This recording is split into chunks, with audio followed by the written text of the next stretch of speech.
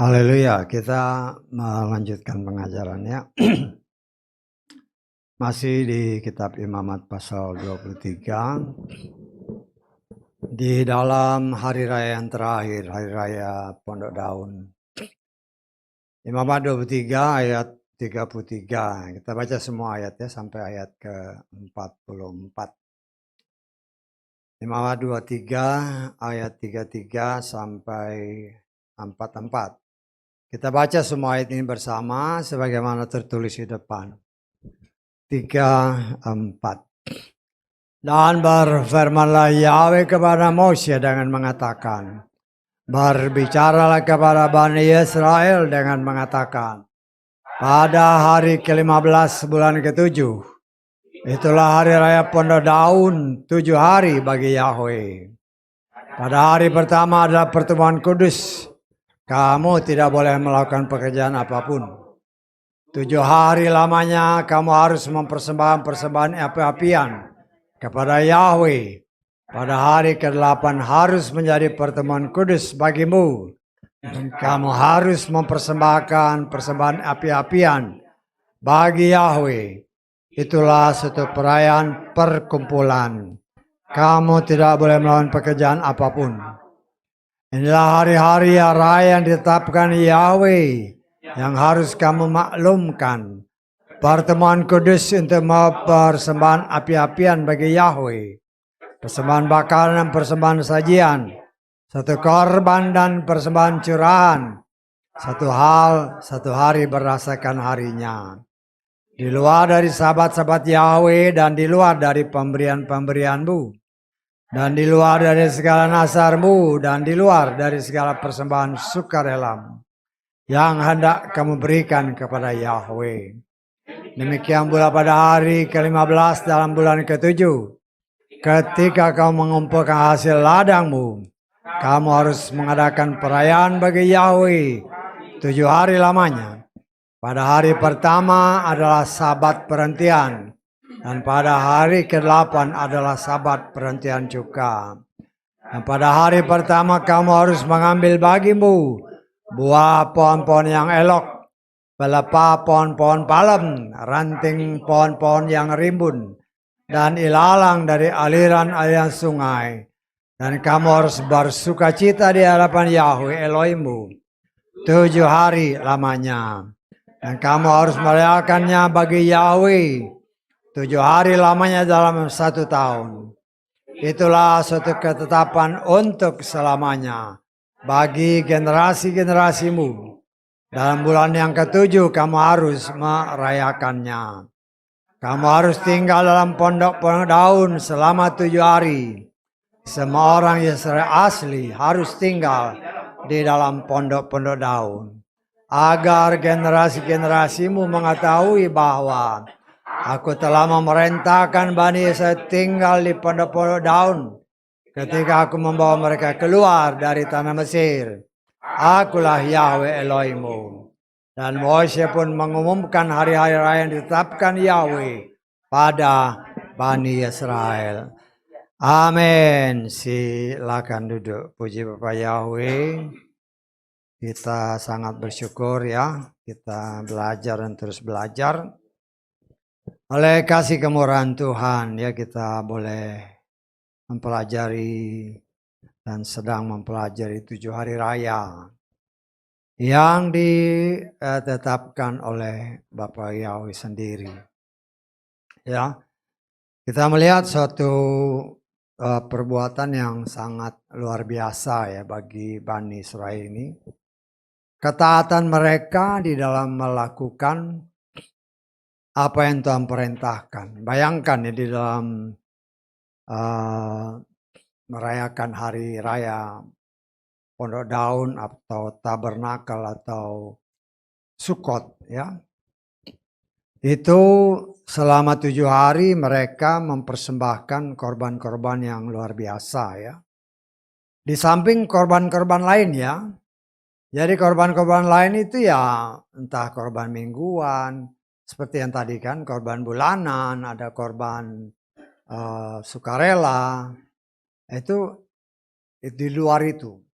Ya, kita pernah belajar bahwa mereka setiap pagi dan sore mempersembahkan secara rutin korban-korban bakaran pengucapan syukur kepada Bapa Yahweh. Tetapi pada hari-hari khusus ini, 7 hari raya ini, dan hari raya yang terakhir yang kita baca tadi, selama 7 hari full. Nah, kalau kita baca di dalam kitab Bilangan pasal 29, jumlah lembu yang dibakar itu ya, korban itu, di dalam, kita baca aja lah ya, di dalam Bilangan 29. Kita baca satu ayat aja, ayat 13. Nanti baca semua ya, karena di dalam Bilangan ini ya semua hari raya. Bilangan 29, kita baca ayat 13. Haruslah kamu mempersembahkan persembahan bakaran, satu persembahan api-apian bau harum yang menenangkan bagi Yahweh. 13 ekor lembu jantan. Itu hari pertama. 13 ekor lembu, jantan muda, anak dari kawanan lembu, 2 ekor domba jantan, 14 ekor anak domba berumur setahun, mereka harus yang sempurna dan seterusnya. Nanti berurut ya, hari kedua, pertama kan 13. Hari kedua, nanti kalau sudah baca ya 12, 11, 10, 9, dan seterusnya. Ya. Satu ketaatan yang sangat luar biasa dan mereka harus lakukan. Karena ini perintah Bapa Yahweh. Di luar persembahan yang lain ya. Persembahan harian mereka tetap harus lakukan pagi dan sore. Ya. Kemudian persembahan mungkin ada orang yang mau mempersembahkan korban sukarela. Ada persembahan untuk penghapusan dosa dan sebagainya. Ya. Dan ini mereka lakukan terus ya sampai waktu yang sudah ditetapkan oleh Tuhan. Sebagaimana dikatakan di dalam kitab Daniel, apa yang disingkapkan Tuhan kepada Daniel ya. Dan itu merupakan suatu ungkapan ketika ya, dalam pertengahan minggu dari 70 minggu yang ditetapkan Tuhan bagi bangsa ini, setelah 69 ditambah setengah minggu, ya dikatakan oleh firman Tuhan korban harian dihentikan. Karena disitulah Yeshua ditafsirkan dibunuh oleh bangsanya sendiri. Ya. Dan memang kita sudah belajar juga dari kitab Ibrani bahwa darah lembu, darah domba, ya dikatakan oleh firman Tuhan mustahil bisa menghapus dosa. Ya. Dan persembahan yang paling sempurna hanyalah Bapa Yahweh sendiri yang turun dalam wujud manusia yang kita kenal dengan nama Yeshua Masia, yang dikatakan oleh firman Tuhan dia adalah domba Paskah, domba yang dibinasakan, di mana darahnya itu menggantikan darah lembu, darah domba untuk menghapus dosa dan salah kita. Semua bentuk korban persembahan, ya, itu digenapkan hanya oleh Yeshua dengan mempersembahkan tubuhnya sendiri. Ya, darahnya tercurah di Golgota 2000 tahun yang lalu, ya. Dan sejak itu ya sampai sekarang, ya, memang digenapkan oleh firman Tuhan, tidak ada lagi korban persembahan harian. Ya. Walaupun saat ini kita juga sudah mendengar santer ya, sudah beberapa abad-abad terakhir ini di mana mereka bangsa pilihan Tuhan berencana untuk membangun kembali bait sucinya. Ya. Untuk juga membakar ya korban persembahan. Kenapa? Karena mereka belum percaya Yeshua. Tetapi kita melihat itu memang Tuhan izinkan terjadi, ya.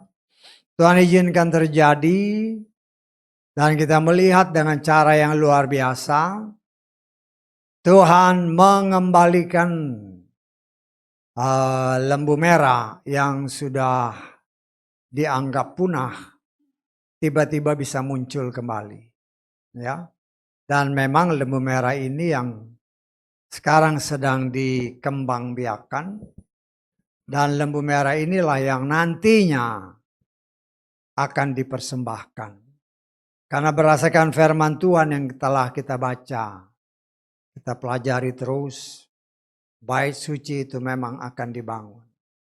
Kalau bait suci itu dibangun, berarti semua kelengkapannya pun termasuk mezbah korban bakaran. Lembunya sudah siap, tinggal mezbahnya. Ya, kita tidak tahu bagaimana persiapan karena ini memang merupakan suatu hal yang tidak terlalu diekspos kepada dunia. Nah, kita bisa menafsirkan ini suatu kegiatan yang memang rahasia di kalangan mereka sendiri. Tetapi sebagaimana yang kita baca minggu lalu, ya, kalau toh baitnya belum dibangun, ada tertulis, kita sudah belajar minggu lalu dalam kitab Esra, ya, mezbah korban bisa dibuat, ya, walaupun bait sucinya belum ada. Tetapi saya percaya karena ada tertulis dan itu harus digenapkan dalam kitab Tesalonika bahwa si anti-Hamasya, si pendurhaka itu dia akan bertakhta di bait suci. Artinya bait itu memang harus dibangun, ya. Tapi itulah bagian rencana-rencana Tuhan yang kita saat ini hanya bisa menafsirkan.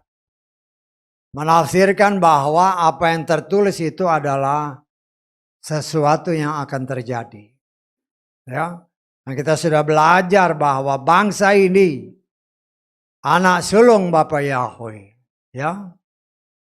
Memegang peranan yang sangat penting sebagaimana yang pernah diajarkan minggu lalu, ya. Bangsa ini memegang peranan yang penting sampai kepada perang Armageddon, ya. Armageddon, lembah Megiddo, lembah Yosafat. Manusia akan dikumpulkan di sana, ya, dengan cara Tuhan, ya, dengan cara Tuhan yang sangat luar biasa, dan itu saya percaya akan terjadi.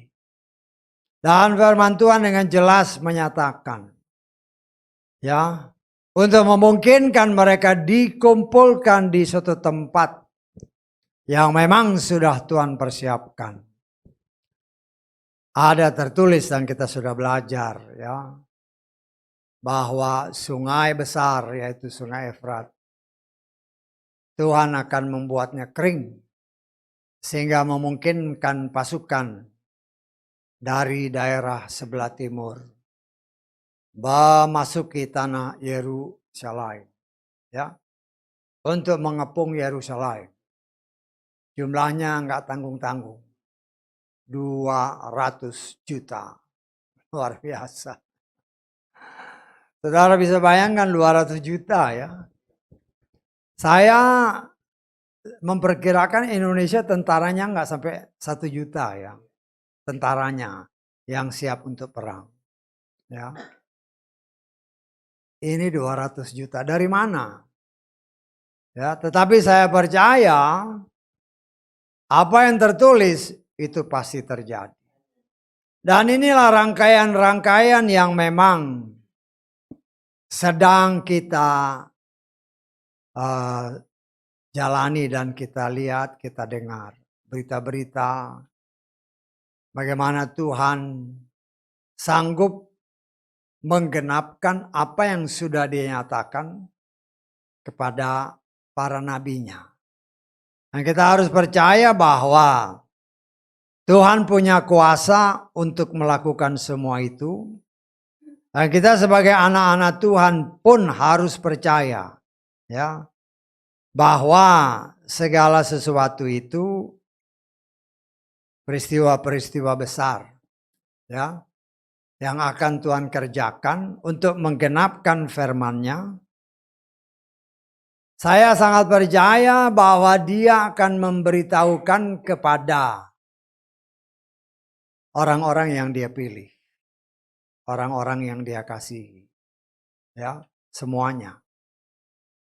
Ya, termasuk kita. Kalau kita dapat digolongkan sebagai orang yang mengasihi Dia. Definisi orang yang mengasihi Dia adalah orang yang melakukan perintah-Nya.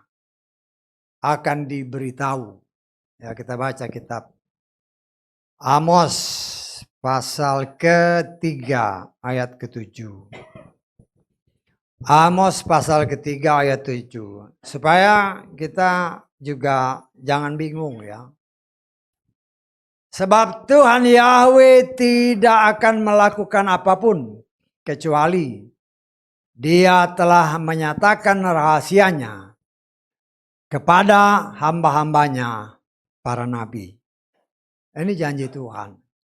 Artinya hal-hal yang besar yang Tuhan akan kerjakan pasti Dia beritahu. Ya. Dia beritahu dan kita sebagai anak-anak Tuhan, ya, dengan kuasa dan pertolongan Roh Kudus, Dia akan singkapkan semua. Ya, jadi ya kita harus yakin kalau kita benar-benar hidup di dalam Dia dan kita dikategorikan sebagai orang yang mengasihi Dia, menjadi sahabatnya Tuhan, sebagaimana Dia berkata ketika Dia mau menghancurkan Sodom dan Gomora. Dia berkata kepada Abraham, ada tertulis, apakah aku akan menyembunyikan rencana menghancurkan Sodom dan Gomora dari sahabatnya si Abraham. Dan kenyataan membuktikan ada tertulis, Dia akan singkapkan. Sehingga terjadi tawar-menawar antara Bapak Abraham dengan Bapak Yahweh. Tuhan, kalau di sana ada jumlah orang sekian, kalau saya nggak salah ingat 50, terus turun. Ya, ternyata tidak sampai jumlahnya seperti itu. Sehingga Tuhan memusnahkan Sodom dan Gomora. Nah, saya percaya apa yang tertulis itu. Kalau kita benar-benar hidup sebagaimana kehendak Tuhan, maka rahasia-rahasia itu sesuai janjinya dalam kitab Amos tadi. Dia akan beritahu rahasia.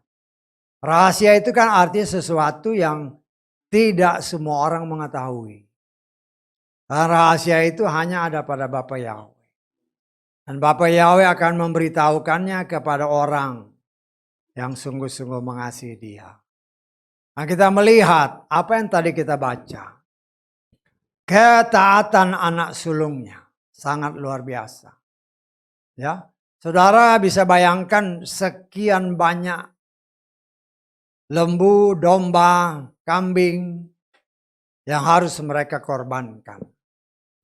Ya, sesuai dengan perintah Tuhan. Kalau seandainya kita mungkin mengkonversinya dengan jumlah uang, berapa uang yang mereka korbankan, ya, untuk mempersembahkan korban sesuai perintah Tuhan, ya. Nah, saudara bisa bayangkan dalam perjalanan dari Mesir sampai ke tanah Kanaan, kan perintah itu turun, ya. Terus dari saudara kita bisa bayangkan berapa banyak binatang yang mereka bawa dari Mesir dan dalam perjalanan. Dan itu harus dikorbankan. Bukan saja pada 7 hari raya. Tetapi setiap hari sesuai perintah Tuhan. Itu harus mereka korbankan. Tetapi saya sangat percaya kalau itu perintah Tuhan. Tuhan sanggup membuat semua binatang-binatang ini menghasilkan atau melahirkan anak-anak yang cukup sehingga perintahnya bisa tetap dijalankan. 40 tahun. Lembu tidak pernah habis. Kambing domba tidak pernah habis. Tepung tidak pernah habis. Kenapa? Karena itu semua perintahnya. Dia perintahkan dan semua dari dia, oleh dia, dan untuk dia. Ya, dengan cara Tuhan yang luar biasa. Dan kita melihat di sini sangat luar biasa Tuhan yang disembah oleh bangsa pilihan Israel. Dan apabila dia memerintahkan kita juga untuk melakukan apa yang dia perintahkan kepada bangsa pilihan. Karena ada tertulis keselamatan datang dari bangsa Israel, bangsa Yahudi. Firman Tuhan katakan, Yeshua kata, keselamatan datang dari bangsa Yahudi. Bukan bangsa Yahudi yang menyelamatkan. Tetapi firman Tuhan yang diturunkan kepada bangsa Yahudi. Dan bangsa Yahudi melalui Mose diajarkan semua perintahnya. Sehingga turunlah perintah dari Tuhan, engkau harus menjadi terang bagi bangsa-bangsa. Apa itu terang? Terang adalah firman itu sendiri. Ya, bangsa inilah yang harus seperintah Tuhan menyampaikan kabar baik, menyampaikan Injilnya. Dan kita mengucap syukur kita bisa menerima semua itu. Ya, kita mengucap syukur. Ya, Torah yang diajarkan, diperintahkan oleh Tuhan. Kemudian dijabarkan bagi saudara dan saya sebagai anak-anak adopsi. Ya, tadinya kita pun ya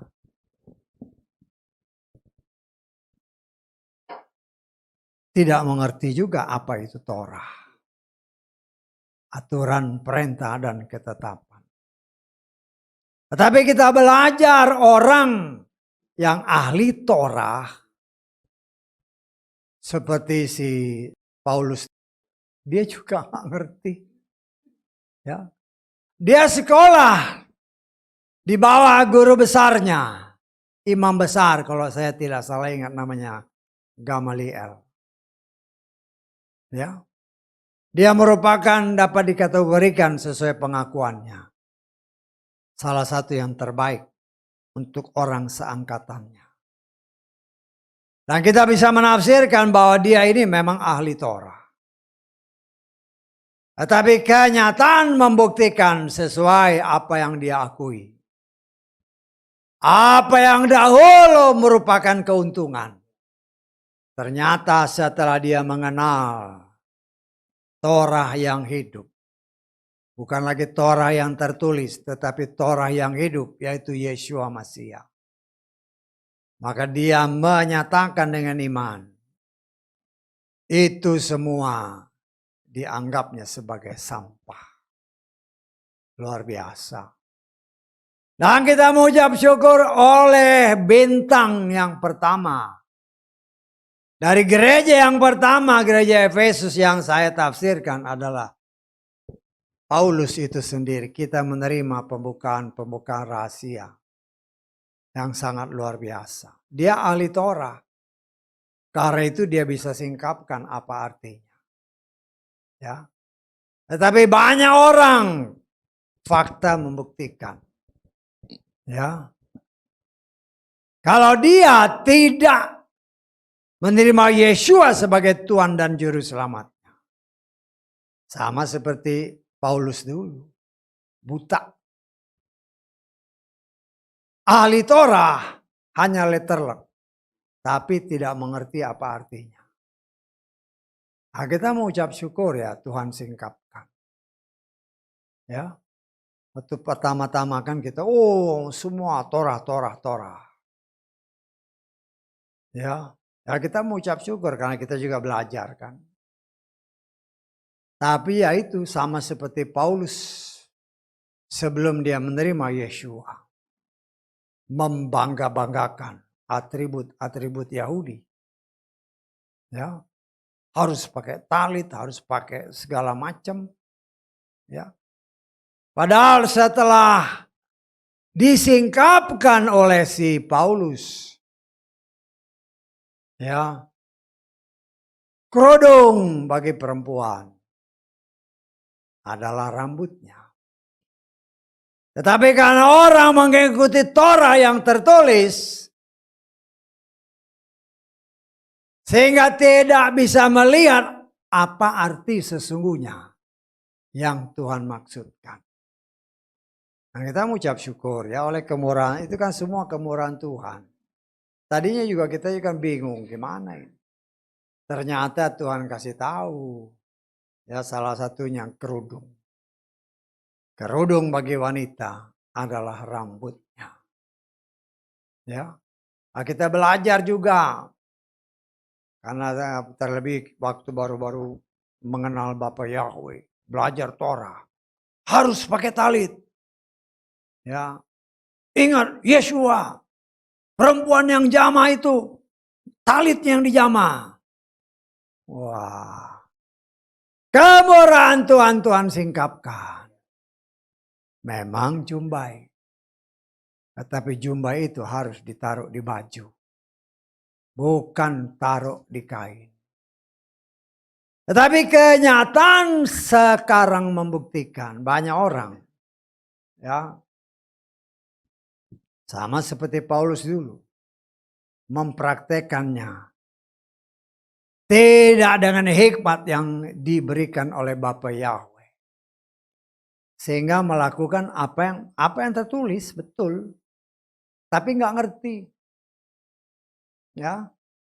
Sehingga kita melihat saya berani menafsirkan orang-orang seperti ini. Ya. Nah kita belajar kan. Kok baptisnya kayak gini? Ini terima Yesus apa enggak sebagai Tuhan dan Juru Selamat? Banyak hal yang kita lihat orang datang pergi. Begitu ditanya lebih dalam. Banyak hal yang ternyata mereka tidak lakukan. Akhirnya mempraktekkan Torah. Dengan cara yang tidak benar. Begitu banyak info-info masuk. Tahun lalu kan. Orang Israel sudah mempersembahkan korban. Wah diwartakan di ibadah-ibadah. Loh, nggak ada buktinya. Ya. Dan kita melihat ini bagian daripada proses yang memang Tuhan izinkan. Dan kita sebagai orang pilihan Tuhan harus bisa mendeteksi kebenarannya sampai di mana. Kita tidak boleh tertipu dengan begitu banyak hamasya palsu. Ya, akhirnya kita dengar juga kan. Bahkan kasih lihat, ini Pak videonya. Orang dibaptis, waduh. Kasihan mendengar. Saya sudah yakin pasti selamat. Hal-hal seperti ini. Ya anak-anak Tuhan. Kerinduan hati ada. Tetapi tidak menyimak akan firman Tuhan dengan benar. Ya, emang kasih lihat videonya ketika ditanya. Coba dengar dia baptisnya pakai nama apa. Sama enggak dengan apa yang tertulis? Ditambah atau enggak? Kenyataan membuktikan. Banyak orang yang menamakan diri pelayan Tuhan. Tetapi tidak mengerti nama Tuhannya yang benar siapa. Tetapi itulah bagian daripada proses yang juga kita hadapi. Nah, kita mau ucap syukur dengan kita belajar sedikit demi sedikit. Ya. Karena banyak orang yang menamakan diri orang percaya khususnya pengikut Bapa Yahweh. Ya macam-macam. Ya, ada selain 7 hari raya ini ikut lagi yang lain. Yang gak jadi masalah buat saya. Asal mengerti maknanya dengan benar. Ya, karena semua hari-hari raya ini, ya, itu harus bakar korban. Harus. Ya, kenyataannya kan enggak. Nah, itu yang harus kita sangat hati-hati. Kenapa? Karena Yeshua sudah menggenapkan semuanya. Sehingga ada tertulis dalam kitab Ibrani, aku tidak mengendaki korban bakaran, korban sajian, korban penghapus dosa. Karena itu sudah digenapkan oleh Sang Juru Selamat. Tetapi kita coba, karena ada tertulis Torah itu adalah bayangan. Dan kita sudah belajar 7 hari raya. Atau paling sering 6 hari raya yang telah kita pelajari. Dengan tafsiran arti dari setiap hari raya. Dan apabila pada hari ini kita belajar hari raya Pondok Daun. Atau juga dikenal sebagai hari raya Sukot. Hari raya Tabernakel. Ya. Hari raya panen raya. Macam-macam nama. Ya. Nah, saya percaya itu semua ada makna yang dapat kita petik. Karena itu semua adalah bayangan. Kan dalam Ibrani pasal 10. Torah itu hanya bayangan. Wujud nyatanya adalah pekerjaan yang Tuhan Yeshua lakukan. Kita coba belajar. Supaya kita jangan salah mengerti apa maksudnya. Ya. Semua itu ada tujuan dan pekerjaan itu diajarkan oleh Roh Kudus. Bahwa itu adalah apa yang Tuhan kehendaki. Karena semua pekerjaan itu sudah dikerjakan oleh Yeshua. Ya, kita mengucap syukur, kita belajar. Tetapi memang bagi bangsa Israel sampai saat ini mereka masih lakukan, ya, seperti apa yang tertulis. Kenapa? Karena mereka belum sebagian besar belum menerima dan mengakui Yeshua sebagai Tuhan dan Juru Selamat. Ya, kenapa? Segala sesuatu ada tertulis, ada waktunya. Tuhan masih memberikan kesempatan kepada orang di luar Yahudi, di luar Israel. Supaya ketika mereka mendengar Injil keselamatan itu, berita baik itu, mereka ditarik oleh kuasa kebenaran firman dan diangkat sebagai anak adopsi apabila mereka melakukan sebagaimana tertulis, ya. Nah, saudaraku yang dikasih oleh Bapa Yahweh, pada intinya hari raya Sukot ini, ya, yang dilakukan atau yang diperintahkan Tuhan khusus untuk bangsa Israel. Untuk mengingatkan bangsa ini bahwa Bapa mereka yang bernama Yahweh adalah Tuhan yang mengeluarkan mereka dari tanah perbudakan di Mesir.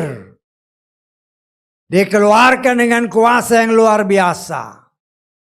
Ya, dengan memberikan mujizat-mujizat untuk meyakinkan penguasa Mesir Firaun pada waktu itu untuk membebaskan umat pilihan Tuhan dari tanah perbudakan menuju ke tanah perjanjian. Tanah yang Tuhan sudah janjikan kepada leluhur mereka, Bapak Abraham, Yitzhak, dan Yakub. Ya, perjalanan yang seharusnya berjalan singkat, mungkin tidak sampai setahun. Mungkin hanya beberapa bulan. Seharusnya. Tetapi karena pemberontakan. Karena pemberontakan waktu yang seharusnya singkat. Ya. Karena ketidakpercayaan mereka kepada Tuhan yang sudah melakukan. Begitu banyak mukjizat yang mereka sendiri saksikan dengan mata kepala sendiri ketika mereka dibebaskan dari tanah Mesir. Ketika Tuhan membelah laut. Ternyata itu tidak membuat mereka percaya kepada Bapa Yahweh. Bapa Yahweh adalah Elohim yang cemburuan. Engkau tidak percaya bahwa Dia Elohim yang Maha Kuasa, maka penghukuman pun terjadi. Sehingga waktu yang tadinya harusnya singkat karena dosa mereka, Tuhan buat mereka berputar-putar. Ya, dalam perjalanan menuju tanah perjanjian selama 40 tahun. Dan orang-orang yang tidak percaya, yang keluar dari tanah Mesir kita sudah pelajari. Yang berumur laki-laki 20 tahun ke atas. Ya. Yang berjumlah 603.550 orang laki-laki. Karena ketidakpercayaan mereka. Dari 603.550 orang. Hanya 2 orang yang sampai masuk ke tanah perjanjian. Itu anak laki-laki. Belum termasuk yang perempuan dan anak-anak. Yang berumur di bawah 20 tahun. Tuhan tidak sayang kepada siapapun yang tidak percaya kepadanya. Bahkan Moshe, ya, yang dipakai Tuhan untuk memimpin bangsa ini, juga tidak diperkenankannya masuk ke tanah perjanjian. Ingat kasih Tuhan, kata firman Tuhan. Tetapi juga ingat kekerasannya. Bagi orang yang memberontak terhadap Dia. Kita belajar dari semua apa yang dialami oleh bangsa ini. Tuhan memang memerintahkan kepada bangsa ini sebagaimana yang tertulis. Ini harus dilakukan olehmu dan generasi-generasi sudah engkau sampai saat ini. Untuk mengingatkan mereka selama 40 tahun. Setelah mereka dikeluarkan Tuhan dari tanah Mesir menuju tanah Kanaan. Mereka harus membuat kemah-kemah. Yang ditutupi dengan daun-daunan. Ya bukan kemah-kemah yang seperti sekarang ya. Ditutup daun-daunan, pelepah-pelepah palem. Apa namanya daun-daunan, itulah yang menjadi rumah mereka. Berjalan selama 40 tahun. Dan Tuhan memperingatkan kepada bangsa ini, mereka harus sampai saat ini tetap melakukannya. Sehingga memang kita melihat di ketika hari-hari ini, hari-hari Raya Sukkot. Dari media-media kita lihat mereka mendirikan kemah-kemah ya untuk memperingati bahwa nenek moyang mereka ketika berjalan menuju tanah Kanaan karena ketidakpercayaan dan karena pemberontakan mereka harus menjalani berkemah di pondok-pondok yang sementara ya. Tapi kita melihat sangat luar biasa penyertaan Tuhan. Ada tertulis 40 tahun engkau berjalan. Tetapi firman Tuhan menyatakan. Ya, bajumu tidak rusak, kakimu tidak hancur. Kita melihat di dalam Ulangan pasal ke-8, ayat ke-4. Pakaianmu tidaklah menjadi lapuk di tubuhmu, dan kakimu tidaklah menjadi bengkak selama 40 tahun. 40 tahun mereka jalan. Ya. Ada yang mungkin pakai alas kaki, ada yang mungkin telanjang kaki. Karena dulu kan nggak ada toko sepatu. Ya paling kalau mereka potong korban, kulitnya dia ambil jadi sepatu. Atau jadi sandal, alas kaki. Ya. Pakaiannya mereka keluar dari tanah Mesir sebagai budak. Walaupun mereka mendapatkan banyak pakaian-pakaian atau barang-barang berharga dari orang-orang Mesir. Yang Tuhan gerakkan untuk memberkati anak pilihannya, anak sulungnya. Sesuai janji Tuhan kepada leluhur mereka Abraham. Ya. Mereka diperbudak karena dosa leluhur. Tetapi Tuhan berjanji bangsa yang memperbudak mereka pun akan dihancurkannya. Dan itu semua terjadi.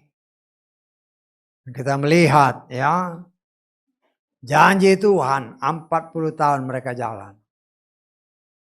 Tetapi bajunya, saya nggak tahu saudara punya baju yang udah 40 tahun nggak? Ya. Jalan terus tapi bajunya nggak robek-robek. Ya, luar biasa loh. Ya baju kita ya paling kalau kita kan dia pakai pasti setiap hari. Tapi nggak lapuk-lapuk bajunya. Ya mungkin juga pakai kulit binatang kan. Ya kita nggak tahu waktu mereka pakai di Mesir yang kayak gimana. Tapi nggak lapuk, kakinya juga nggak bengkak. Jalan kaki 40 tahun di tengah teriknya matahari, padang pasir. Tetapi pemeliharaan Tuhan nyata dalam hidup mereka. Ya. Dan Tuhan menyatakan kepada mereka, biar ini diingat oleh generasi-generasi. Selama 40 tahun,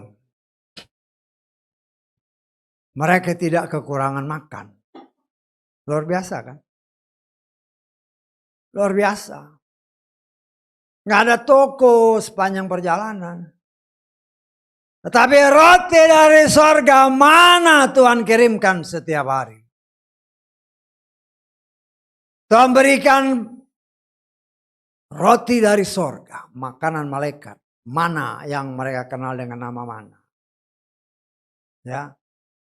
Ambil secukupnya. Karena itu doa Bapa kami dikatakan, berikan kami makanan sehari-hari atau makanan secukupnya. Ya karena itu. Ya. Orang yang mengambil lebih karena takut, waduh nanti kurang, ambil lebih. Gak kelebihan juga. Yang ambil sedikit, ya gak kekurangan juga. Cukup. Tuhan yang mengaturnya sedemikian. Tuhan bilang habiskan hari ini. Terus berpikir, waduh kalau habis besok makan apa? Disimpan sampai besok. Oh disimpan sampai besok kita sudah belajar. Jadi busuk.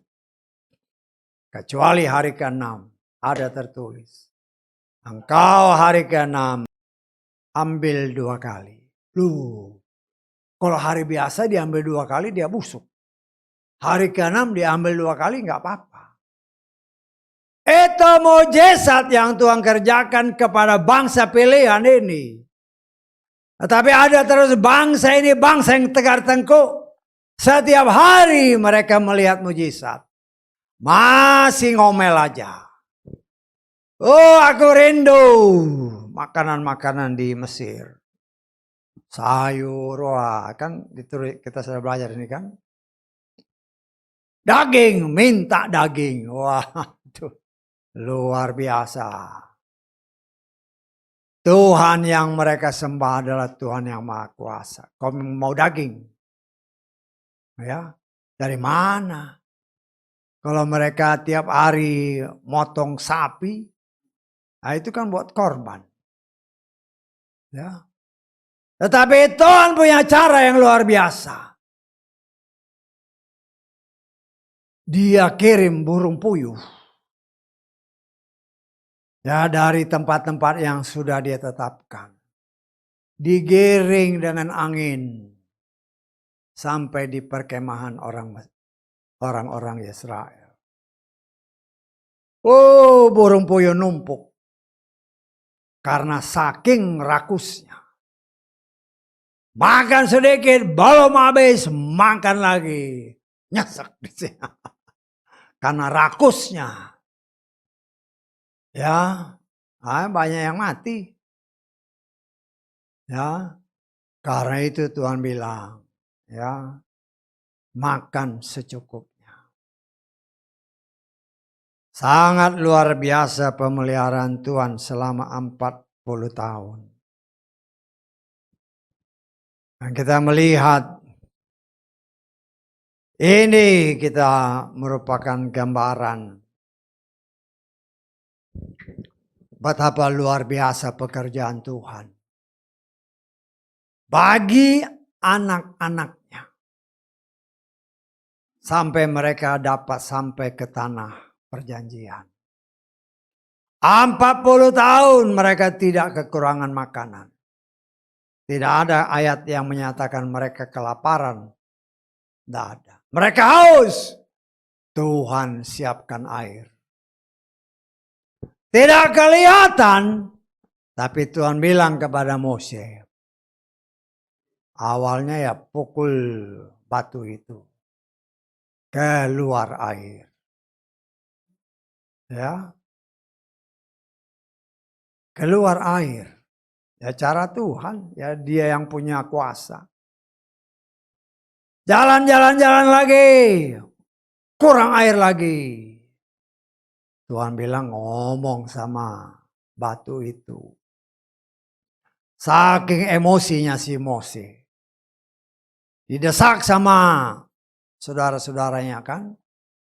Terus dia ingat mungkin dulu aku mukul pakai tongkat. Padahal perintah Tuhan kan ngomong aja. Saking emosi dan dia lupa. Dia pukul pakai tongkat. Tuhan bilang engkau tidak mempermuliakan aku. Engkau tidak boleh masuk ke tanah perjanjian. Luar biasa. 40 tahun dia membawa saudara-saudaranya. Pada akhirnya kau nggak boleh masuk. Merengek-rengek dia sama Tuhan. Tuhan bilang jangan sebut-sebut lagi. Kau nggak boleh masuk, nggak boleh masuk. Jangan merengek lagi. Tetapi kemurahan Tuhan kau naik ke atas gunung. Tuhan buka matanya, ini tanah yang aku janjikan. Ya, memang kan Tuhan bilang kan naik ke atas gunung. Tapi kalau Tuhan nggak celikan matanya, mana mungkin dia lihat. Kan hanya batas tertentu. Tuhan kasih lihat, tetek, lihat tuh semua. Kita bisa bayangkan Tuhan kasih penglihatan. Ya, karena batas sesuai firman Tuhan yang dijanjikan. Bapa Yahweh melalui kepada Abraham. Dari sungai besar, sungai Efrat. Sampai sungai Mesir. Loh, gunung yang dia naik itu di sekitar Gunung Sinai. Bagaimana dia lihat jauh gitu. Kalau Tuhan tidak buka. Tapi Tuhan kasih lihat ini. Kau lihat, tapi kau nggak boleh masuk. Saudaraku yang dikasih oleh Bapa Yahweh luar biasa. Yang kita melihat di sini kita belajar. Ketaatan mendatangkan berkat. Tetapi ketidaktaatan sekian ratus ribu laki-laki yang berusia 20 tahun ke atas yang keluar dari tanah Mesir. Bergelimpangan di padang pasir. Bergelimpangan di padang gurun selama perjalanan. Belum lagi termasuk perempuan. Mungkin 1 juta orang. Tergeletak dalam perjalanan. Mati. Karena memberontak terhadap Tuhan. Tuhan gak sayang. Padahal ini adalah anak sulungnya. Tetapi orang yang memberontak dibinasakannya. Dan itu semua merupakan pengajaran bagi saudara dan saya. Dan oleh kemurahan Tuhan kita belajar untuk mengerti. Tuhan mau kita memang hidup dan tinggal bersama dengan Dia. Selama 40 tahun, selama jangka waktu yang Tuhan tetapkan. Tuhan menyertai bangsa pilihannya. Sampai ke tempat tujuan. Dan ini semua merupakan gambaran. Yang nyata yang harus menjadi pegangan hidup kita bahwa kita pun saat ini sedang dalam perjalanan. Menuju tanah yang Tuhan sudah persiapkan. Tanah perjanjian. Dan saya menafsirkan. Ya. Sebagaimana tanah Kanaan. Tanah yang baru. Kita juga sedang menuju ke langit yang baru. Bumi yang baru. Ya. Nah, kita melihat di sini Tuhan mau kita hidup di dalam Dia dan Dia hidup di dalam kita sesuai apa yang dikatakan Yesua. Supaya engkau tinggal di dalam aku dan aku tinggal di dalam engkau. Dan kita pun sangat percaya melalui apa yang kita pelajari bersama. Sukot. Kemah atau pondok daun. Tuhan mau tinggal di antara kita. Tuhan yang ada di sorga. Dia mau tinggal di tengah manusia. Karena dia turun. Sebagai manusia yang kita kenal dengan nama Yeshua. Dengan nama Yeshua. Kalau dia turun dengan kemuliaannya. Apa yang dia katakan kepada Moshe. Engkau tidak bisa melihat aku. Orang yang melihat aku mati. Karena itu dia harus turun dalam wujud yang lain. Karena itu sebelum hal terjadi. Sebelum dia lahir. Dia sudah mewartakannya. Sejak pertama. Manusia jatuh dalam dosa. Keturunanmu.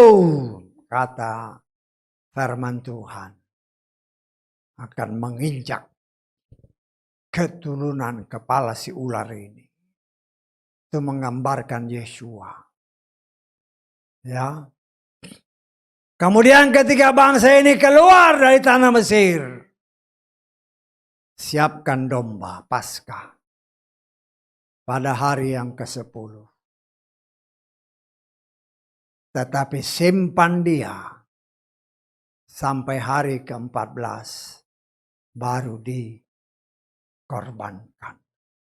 Itu semua berbicara tentang Yeshua. Dan apa yang kita pelajari saat ini, Sukot, Tuhan mau berkemah, Tuhan mau berdiam di dalam kita dan kita di dalam Dia. Karena itu sebagaimana yang telah kita pelajari.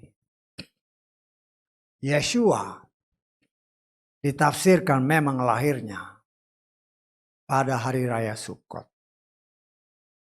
Kita tahu ketika Maria melahirkan. Pada hari itu. Ketika mereka datang ke tanah lelur daripada si Daud. Yaitu di Bethlehem. semua tempat penginapan penuh. Kenapa? Ada tertulis, setiap laki-laki dari keturunan Israel asli, dari 7 hari raya ini, 3 hari raya yang penting, mereka harus hadir. Hari raya Hari raya roti tak beragi, hari raya Pentakosta, dan hari raya Sukot. Ya, hari raya roti tak beragi dengan hari Paskah memang dempet. Setelah Paskah langsung hari raya tak beragi, roti tak beragi. Tetapi kita sudah belajar pada hari Paskah pun mereka sudah makan roti yang tak beragi. Ya.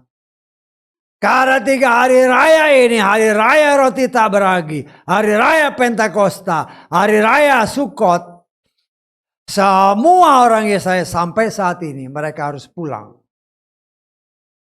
Mengakibatkan pada hari-hari itu hampir semua tempat-tempat dibuktikan tempat-tempat penginapan penuh.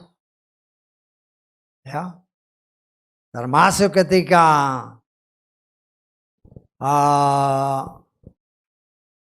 Maria bersama suaminya Yusuf datang ke sana. Karena mereka pada waktu itu harus mendaftarkan diri sesuai dengan perintah penguasa waktu itu di tanah kelahiran. Di tanah leluhur, yaitu di Bethlehem. Ketika mereka pulang nggak ada tempat. Sehingga sesuai firman Tuhan, Yeshua dilahirkan di kandang binatang. Mungkin kandang domba. Dan kita sudah belajar dari perhitungan-perhitungan yang ada dalam kitab Lukas. Dan kita sudah diberikan perkiraan perhitungannya. Karena banyak orang-orang yang menamakan diri orang Kristen. Mereka tidak mengerti. Sehingga mereka merayakan hari kelahiran Sang Juru Selamat itu justru tanggal 25 Desember. Ya. Sedangkan itu tidak ada tertulis. Tanggal 25 Desember kalau saudara pergi ke Israel sana ya, masih banyak tempat menginap. Karena nggak semua orang Israel pulang. Tetapi kalau hari raya, 3 hari raya yang tadi disebutkan, perintah Tuhan mereka harus pulang. Dan kita belajar dari kitab Lukas ada hubungan yang sangat erat antara kelahiran Yeshua dengan kelahiran Yohanes Pembaptis. Yohanes Pembaptis itu ya sepupunya. Karena ibu mereka masih ada hubungan keluarga. Ya. Dan kita melihat di sini ya. Dari perhitungan-perhitungan yang kita sudah dapatkan. Yeshua memang ditafsirkan lahir pada hari raya Sukot atau Pondok Daun atau Tabernakel. Menggenapkan apa yang dia katakan. Aku mau tinggal di tengah umatku. Dia mau tinggal di dalam kita dan dia mau kita pun tinggal di dalam dia. Bersatu dengan dia. Ya. Dan hari itu pun adalah hari panen raya yang tadi kita baca. Panen raya artinya hari yang penuh dengan sukacita. Di langit yang baru, bumi yang baru. Di mana di sana tidak ada lagi lautan. Berbicara lautan, berbicara tempat si setan. Dan si setan sudah dimasukkan ke tempat yang sudah disiapkan bersama dengan nabi palsu dan si binatang buas itu. Ya, nabi palsu, binatang buas, dan si ular tua. dimasukkan ke tempatnya. Dan kita mengucap syukur semua itu tertulis. Tetapi yang menjadi masalah sekarang, ya, Tuhan mau kita tinggal di dalam Dia. Dan Dia mau tinggal di dalam kita. Kalau dahulu bangsa Israel mereka makan mana. Roti dari sorga ada tertulis. Leluhurmu makan mana. Tapi mereka mati. Yesus berkata, akulah roti yang turun dari sorga. Kalau engkau makan aku, roti kehidupan, engkau akan hidup selamanya. Ya, karena dagingku dan darahku adalah benar-benar makanan dan minuman. Sebagaimana tertulis dalam kitab Yohanes. Ya, nah kita mengingat itu. Ya, kalau engkau makan roti kehidupan yang berasal dari Bapa Yahweh sendiri. Dan Yeshua memproklamirkan dirinya. Bahwa dialah roti kehidupan itu. Kita baca ya di dalam Yohanes pasal ke-6. Kita baca mulai 47.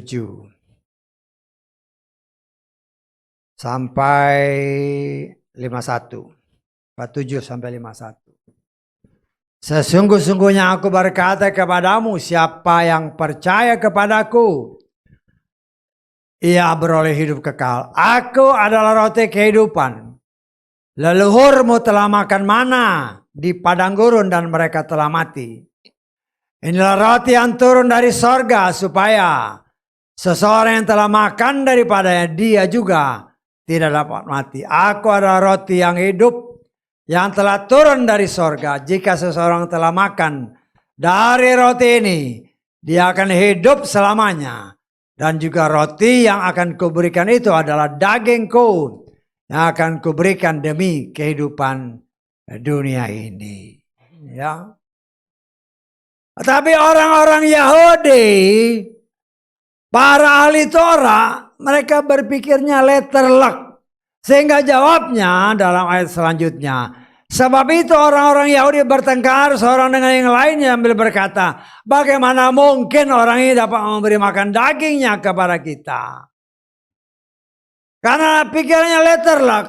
Mereka tidak mengerti dan tidak percaya bahwa Yeshua adalah Tuhan itu sendiri yang turun dari sorga. Untuk menyelamatkan orang-orang yang dia kasih sesuai dengan apa yang direncanakannya. Yang mereka masih letterlek. Kenapa? Karena mereka tidak percaya Yeshua sebagai Tuhan. Yang memang dijanjikan untuk keselamatan mereka. Dan karena penolakan mereka, kasih karunia diberikan kepada kita. Non-Yahudi. Sehingga kita yang percaya diadopsinya sebagai anak. Diangkat sebagai anak. Dan itu hanya karena kemurahan Tuhan kita diangkat sebagai anak.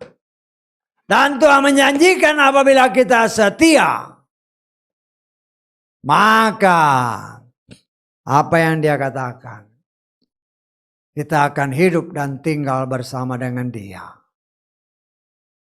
Sampai selama-lamanya. Kalau dahulu orang-orang Yahudi melihat mujizat. Dan kita pun harus mengakui. Setiap hari kita merasakan mujizat. Tapi seringkali kita seolah-olah mengabaikan mujizat yang Tuhan kerjakan. Ya. Orang-orang dalam perjalanan setiap hari mendapat roti. Kita pun pasti diberi makan Tuhan. Ya, dengan cara Tuhan, ada aja makanan yang kita bisa makan. Makanan tersedia kita bisa makan. Bisa Banyak orang yang punya ada makanan tapi nggak bisa makan karena sakit. Tapi kita bisa makan, kita bisa menikmati karena Tuhan menghendaki saudara dan saya memelihara tubuh kita karena tubuh kita adalah bait daripada Roh Kudus. Dia mau tinggal di dalam kita.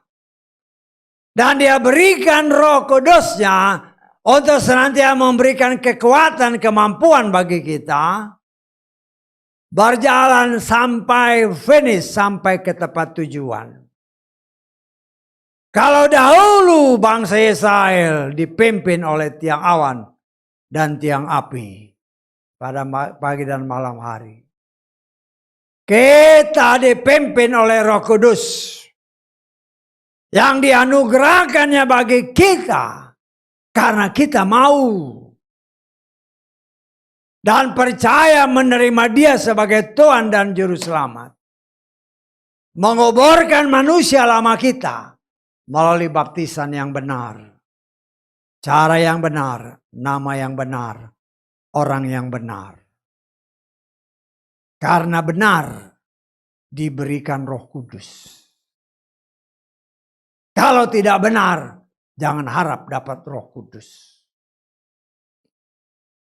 Tetapi kenyataan membuktikan banyak orang yang seolah-olah tidak dipimpin oleh Roh Kudus. Sehingga tidak mengerti akan firman. Malah belajar tentang setan. Tuhan sudah bilang jangan belajar tentang setan. Malah belajar cari setan. Gimana? Karena sesat, karena ada tertulis, umatku dibinasakan karena kurang pengetahuan. Akhirnya belajar tentang setan. Supaya tahu, oh kalau ini setan jalannya ini, jalan ini.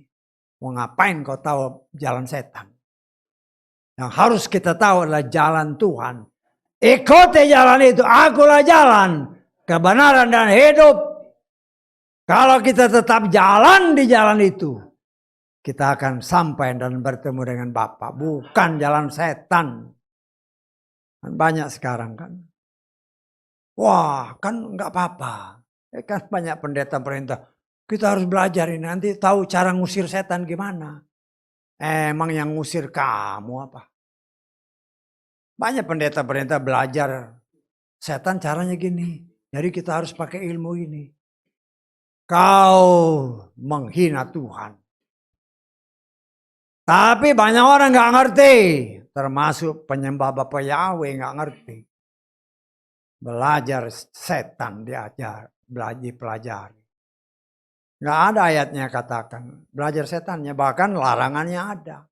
Jangan engkau memperdalam tentang setan. Tetapi karena tidak dipimpin oleh Roh Kudus, akhirnya firman itu tidak tersingkap. Kita baca ya. Wahyu pasal 2. Ayat ke-24. Namun aku berkata kepada mereka yang selebihnya di Tiatira. Sebanyak orang yang tidak memegang ajaran itu dan yang tidak mempelajari hal-hal yang dalam mengenai setan. Sebagaimana mereka mengatakan, aku tidak menanggungkan beban lain kepada Tuhan larang, jangan belajar tentang setan. Karena itu di tempat ini kita belajar. Kita diajar oleh Roh Kudus. Semua pekerjaan setan tidak pernah Tuhan tulis dengan komplit. Contoh, Kejadian 1 ayat 1. Kejadian 1 ayat 2. Semua orang percaya bahwa dunia rusak karena pekerjaan setan. Tapi Tuhan tidak menuliskannya dalam kitab suci kita. Tetapi karena orang pengen tahu, mulailah timbul mengarang.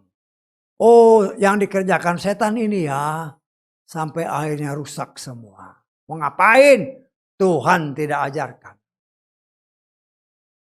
Ya. Tuhan tidak pernah tulis bahwa setan menggauli Hawa. Tidak ditulis. Tuhan tidak menganggap itu perlu. Semua pekerjaan setan tidak perlu ditulis. Tidak perlu dipelajari. Nah, anak-anak Tuhan malah belajar dari setan. Diajarin lagi sama pendetanya. Oh, dengan berbagai macam metode-metode. Ya, bahkan nyari setan. Kalau mau tahu rumah setan, di rumah ada setan. Caranya begini-begini. Jemaat yang ikut. Karena itu kita atau saya tafsirkan. Berarti orang ini sangat diragukan apakah dipimpin Roh Kudus apa enggak. Enggak ada ayatnya. Ayo kita cari setan. Mau ngapain kau tahu? Dan kita harus yakin. Di mana ada hadirat Tuhan dalam hidup kita, setan tidak punya hak atas kita. Dan semua yang dipercayakan Tuhan bagi kita. Jangan ditambah-ditambah. Firman Tuhan komplit. Ayub hidup benar. Karena itu dia dipagari oleh Tuhan. Dan setan melihat pagar itu. Dan setan tidak bisa menjamah Ayub dan keluarganya. Cuman karena Tuhan izinkan. Dia bisa menjamah Ayub dan keluarganya. Kita harus punya pegangan yang benar. Torah memang bayangan. Tetapi kita dibuka oleh Tuhan bahwa Torah yang hidup. Yesua itulah pegangan hidup kita. Yang harus kita perdalam supaya kita benar-benar mengerti akan firman Tuhan dengan benar. Dan apabila kita belajar tentang tabernakel, Tuhan mau tinggal di dalam kita. Ya. Karena itu, Tuhan tidak akan pernah mau tinggal di dalam kita kalau kita tidak layak di hadapan hadirat. Dia kudus. Dan dia akan masuk ke dalam kita apabila kita kudus. Bagaimana kudus? Darahnya menghapus dosa salah kita. Firman-Nya membimbing kita. Roh Kudus yang menolong kita. Bukan saja kita mengerti firman, tetapi mempraktekkannya. Dan ada tertulis, firman itu membersihkan kita. Firman itu menguduskan kita. Firman itu memurnikan kita. Firman itu menyempurnakan kita. Karena itu jangan menganggap remeh akan sepatah kata firman Tuhan. Sebagaimana perwira yang menyatakan, katakan sepatah kata Tuhan. Itu sudah cukup. Artinya betapa luar biasanya. Satu perkataan pun tetap pribadi Tuhan yang sanggup menyelamatkan. Termasuk saudara dan saya. Karena itu kita belajar. Tuhan mau mengingatkan kepada saudara dan saya. Tuhan mau berdiam di dalam kita. Dan saat ini saya percaya dia ada di dalam kita. Kalau dia ada di dalam kita. Jangan kita main mata dengan si setan. Jangan kita membiarkan diri kita dicemarkan. Karena rayuan-rayuan dari si jahat. Ya, karena itu saudaraku yang dikasih oleh Bapa ya, mari ya. Sama-sama kita terus belajar. Waktunya sudah tidak lama lagi. Apa yang kita dengar, berita-berita yang kita dengar. Ya, kita cek double cross, cek lagi dengan firman. Apa yang digenapkan? Apa yang digenapkan? Sebagaimana yang tertulis dalam kitab Amos tadi. Tuhan tidak akan melakukan sesuatu apapun tanpa memberitahukannya kepada para nabinya, kepada orang-orang yang dipercaya. Termasuk saudara dan saya. Karena itu, apapun berita yang kita dengar di luar sana, Jangan membuat kita kecut. Jangan membuat kita ketakutan. Karena apabila waktunya tiba, Tuhan akan genapi. Dia akan beritahukan kepada anak-anaknya yang mengasihi dia. Apa yang sedang dia kerjakan. Tetapi ada tertulis, Tuhan sudah mengetahui bagaimana menyelamatkan orang-orang salehnya. Ya, termasuk saudara dan saya. Apabila kita benar-benar hidup sesuai kehendak. Kita baca 2 Petrus pasal 2 ayat ke-9. Yahweh sudah mengetahui bagaimana melepaskan orang-orang saleh dari pencobaan dan menyiapkan orang yang tidak benar pada hari penghakiman untuk dihukum. Bagaimana hidup saleh? Ada tertulis segala sesuatu itu Tuhan sudah menulisnya dengan detail. Tuhan sudah memberitahukan kepada saudara dan saya bagaimana hidup saleh itu. Sesuai dengan apa yang tertulis 2 Petrus pasal 1 ayat ketiga. 2 Petrus ayat 3, sebagaimana kekuatan ilahinya maka segala hal untuk apa? Untuk kehidupan dan kesalehan telah dianugerahkan kepada kita bagaimana lewat pengenalan penuh akan Dia yang telah memanggil kita melalui kemuliaan dan kebajikan. Melalui pengenalan penuh akan Dia. Akan firman yang hidup. Melalui itu semua kita dibawa. Untuk dapat berjalan. Menjalani kehidupan. Dalam kesalehan. Kan tadi jalan kan? Kehidupan dan kesalehan. Karena itu kita terus menerus diajar oleh Tuhan. Gerejanya. Melalui majawatan. Sebagaimana tertulis kita baca Efesus pasal keempat mulai ayat 11 sampai ke 13. Sesungguhnya Dia sendiri telah memberikan rasul-rasul, nabi-nabi, penginjil-penginjil, gembala-gembala dan pengajar-pengajar. Perhatikan. Untuk perlengkapan orang-orang kudus dalam pekerjaan pelayan bagi pemohon tubuh Masiah. Hingga apa? Kita semua dapat tiba pada kesatuan iman dan apa? Pengenalan penuh akan Putra Elohim sebagai manusia sempurna menuju taraf kedewasaan kepenuhan Hamasia. Firman yang hidup, firman yang tertulis yang harus saudara dan saya terus menerus meditasikan. Terus menerus diobservasi. Sehingga kita memiliki pengetahuan, pengenalan yang penuh tentang Tuhan dan Juru Selamat kita. Yahweh di dalam Adonai Yeshua Masiah. Karena itu sebagai seorang pelayan Tuhan. Yang juga merupakan bagian daripada 5 jawatan itu. Mari kita sama-sama terus maju. Jangan kendor. Jangan kendor, jangan malas. Karena waktunya tanda-tanda zaman sudah semakin terlihat. Jangan lalai. Tapi tegakkan diri kita. Pandang kepada Dia. Mohon pertolongan Roh Kudus. Karena tanpa Roh Kudus. Tidak mungkin kita bisa mengerti firman. Terlebih melakukannya dengan benar. Dan biarlah apa yang kita peringati. Apa yang kita pelajari tentang Sukot ini. Tuhan punya rencana. Untuk tinggal di dalam kita dan kita di dalam Dia. Hidup bersama Dia, bertabernakel. Dia mau kita hidup bersama dengan Dia. Di langit yang baru, bumi yang baru. Karena itu maju dan terus maju. Tetap berdoa. Tetap senantiasa berkomunikasi dan mohon pertolongan Roh Kudus.